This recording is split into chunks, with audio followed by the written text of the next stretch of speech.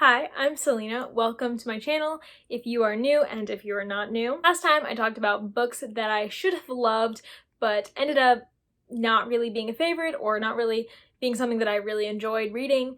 And this time we're going to be talking about books that I should not have loved but did. I saw Elliot Brooks do these videos and then she turned it into a tag that other booktubers can do and tag her in and talk about the books that they should have loved but didn't and should not have loved but did. I already did the video about the books that I should have loved but did not, and I will leave that in the cards up there somewhere. And today we're talking about the books that I should not have loved but somehow did.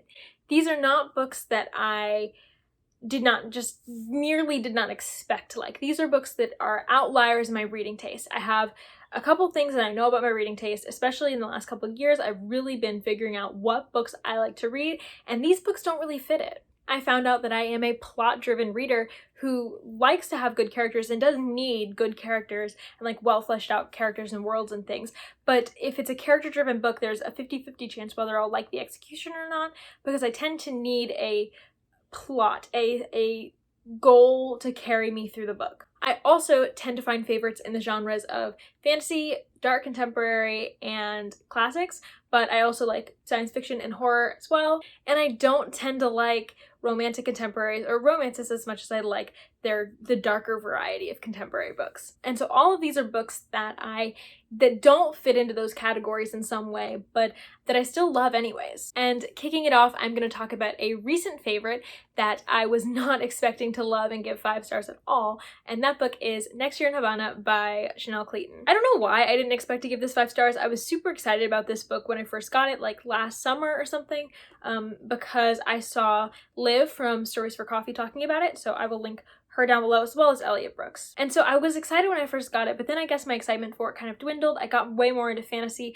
This is a historical fiction book, and I don't tend to love historical fiction. I've given 5 stars to almost every historical fiction I've read, but they don't tend to make it into new favorites for me, and so I just wasn't expecting this at all. This is a dual timeline story of a woman named Elisa as she has to flee Cuba once Fidel Castro takes control of the country, and so she and her family have to flee because they were enemies of Castro. We follow Elisa's last few months in Cuba, and then we also follow Elisa's granddaughter who has come to Cuba to spread Elisa's ashes because Elisa never got to return to Cuba, and so it's up to her daughter, Marisol, who needs to lay her grandmother to rest in the right spot in Cuba. And so she goes to Cuba for this semi-innocent reason, but she gets involved in her grandmother's past and just some forces that really make her stay in Cuba a little bit more risky than she thought it was going to be.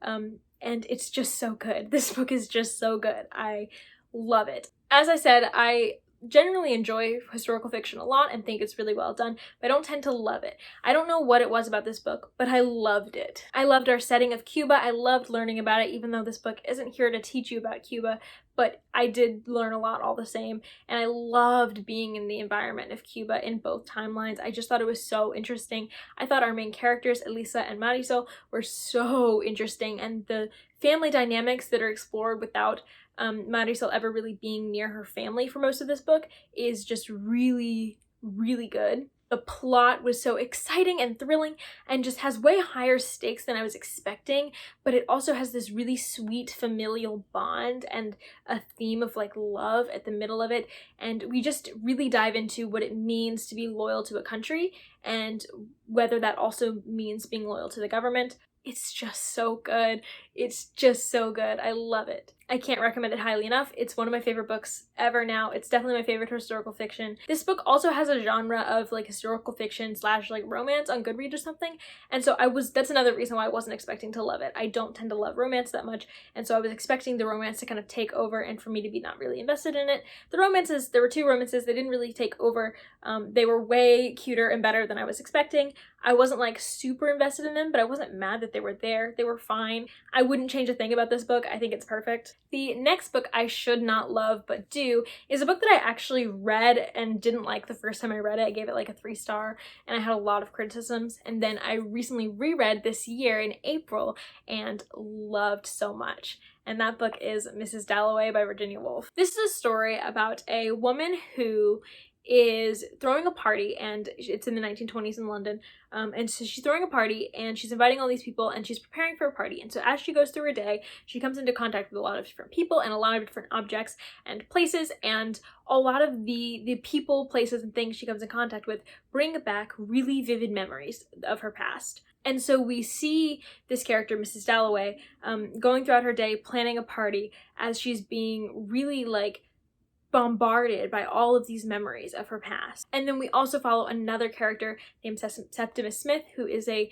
highly traumatized, highly suffering soldier who is also being haunted by his memories. This book is a lot about memory and cognition and mental illness and just so much stuff, and I love it so much. I related to so many things in this book, and I loved reading it. I loved my second read of it. I feel like I understood this book so much better the second time, and I was able to get past some of the weird things about this book. Specifically, the format of this book. This is a stream of consciousness novel, and so you jump through people's heads a lot, and while I was interested in that the first time, it got old pretty quickly and I had trouble keeping all the characters straight, and this book isn't really a book that is heavily plotted. It is more a exploration of each character's head as you go throughout this day with them and jump between their heads. And as we talked about, I'm a plot-driven reader. I generally need more plot than this. This book doesn't really have that much of a plot, but I loved it all the same. It was so good. The next book that I'm going to talk about is Station 11 by Emily St. John Mandel.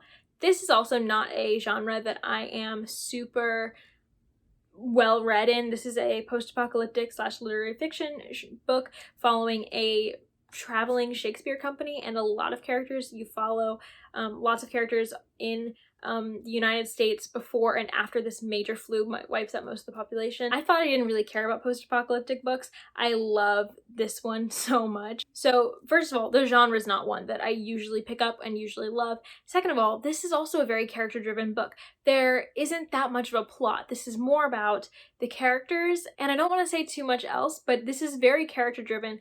We, again, jump through a lot of people's heads, and we jump timelines a lot, and so it didn't seem like it would be something that I loved, but I was just completely enraptured from the first page.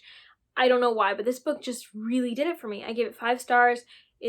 I love it. I think it's so good. Next, this is the last one of these books that I have with me, but It by Stephen King. I wasn't expecting to like this book either because this is my second King book. I read it after Pet Sematary, and I was really worried because I didn't like Pet Sematary's pacing, and I heard that Stephen King always writes really slow-paced, character-driven novels, and that's what I heard that it was. I mean, it's over 1,000 pages. It is highly character-driven. Everyone talks about the characters of this, and I knew that they were going to share some similarities. And so I was really nervous about reading this book because I just wasn't expecting to like it. I thought that it would be another meh read like Pet Sematary. I gave it 5 stars. I loved it. It's my favorite horror book that I've read, and I haven't read that much, but this is my favorite. This is yet another character-driven story that I think is just done really right. I was enthralled the whole way through. I was interested the whole way through. I never felt like nothing was happening despite the slower pace and how much content there is in this book.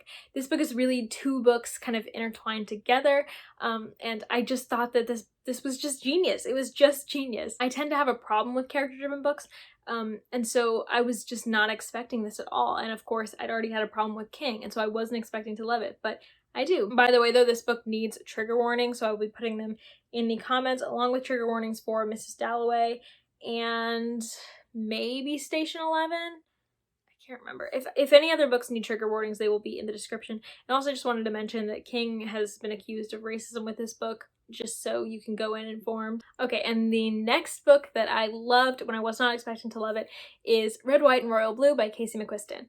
This is a new adult romance book about in an alternate universe of America, the first son having a enemies to lovers relationship with the Prince of Wales. And this book is so fun and adorable. I thought it was adorable. I can sort of see why I like this book better than any other romance that I've read, because there's a lot more going on than just the romance.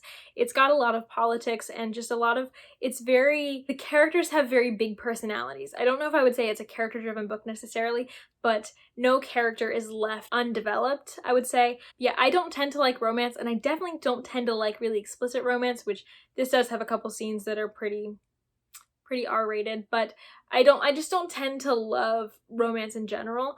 But this one I loved. I thought it was so cute and so fun. The humor in this book is so funny. I thought it was just a breath of fresh air. On the same train of thought with romances that I loved, but you know, aren't really in genres that I tend to read very often or really love very often. The Sun is Also a Star. This is a romance between a Korean-American boy and a girl who is about to be deported from the United States, and I believe she's from Jamaica. If I'm wrong, I will insert a clip to correct myself, but I think she's Jamaican. And so she's about to be deported, and she meets this guy, and this guy is very idealistic and just very different from her. She's kind of jaded at this point, and he bets that he can make her fall in love with him over the course of a single day. And so they spend like a whole day together. They just have like a really interesting emotional day, and I thought this book was amazing. It dealt with a lot of different things, like it dealt with immigration and deportation and how America treats immigrants. It dealt with racism among Asian American families. It dealt with structural racism as well as like on a personal level. It dealt with what it means to fall in love with someone, what it takes to fall in love with someone. It also just managed to weave in a lot of little perspectives that tied into our protagonist in some way, and you got to see a lot of different people's heads, and it kind of felt a little bit like Mrs. Dalloway in that way, and I loved that. I don't tend to love when we interrupt the plot for another character's head, but I didn't mind. I thought it was so well done. It was so just smart. Like the way that this book was put together was just so like, it got you thinking. It really connected very well. Everything came very full circle. So then maybe it's not that surprising that this is one of my favorite like romantic contemporaries I've ever read, because it does have quite a bit of things going on alongside the romance, but I just think it was done in a way that didn't detract from the romance and could even be woven into the romance. It went into a theme that I love, which is how people affect each other's lives when they don't know each other, and how like even if we're focusing on two characters in a book, like in real life it's never just about like two people. Like there's always like a butterfly effect. There's always other people coming into your circles. Everyone is always affecting everyone else. Mrs. Dalloway also plays with that theme. I love that theme apparently, but I didn't know I did until reading these books. And The Sun is Also a Star, I highly recommend it. I read it in a day. I was so in love with this book. And then the final book is The City in the City by China Miéville. So I read this for a class and I loved it. I don't tend to like a lot of things about this book. I don't tend to like books that just throw you into the action and give you absolutely nothing, because I get very lost with those books, and The City in the City definitely does that. But I'm very glad I did figure out what was going on, because once things started to come together, everything was so good. Everything was so good. This is a weird fiction book, so it doesn't really fit neatly into genres, but the one it fits most neatly into, I would say, is crime fiction. This is a detective novel where we follow a detective who is dealing with a murder mystery, and I don't tend to love that plot structure, but I loved it with this book, probably because it was so unique. This is a book that takes place in two cities that take up overlapping geographic space, but ignore each other's existence completely. And so we follow a Besh detective. Bechel is one of the cities. We follow Besh detective as he is investigating this murder, but the murder takes him into the world of the other city and also the conspiracy theories of their cities. And I loved this book. I thought it was so creative. I thought the themes were just so brilliantly explored. This book was action-packed. This book was fun. This book was interesting and just, again, very smart. It had a masterfully put together plot. I love this, The City in the City. I don't know, I just wouldn't have expected to like this. I was not expecting to like this at all when I saw the synopsis, but I loved it. It was one of my favorite things I read. These are some of the books that I loved despite them not really being a part of my usual reading taste. Let me know if you have any books like this where they're not really part of your reading taste but you love them anyway. Let me know in the comments down below. Thank you for watching this video, and I will see you next time. Bye.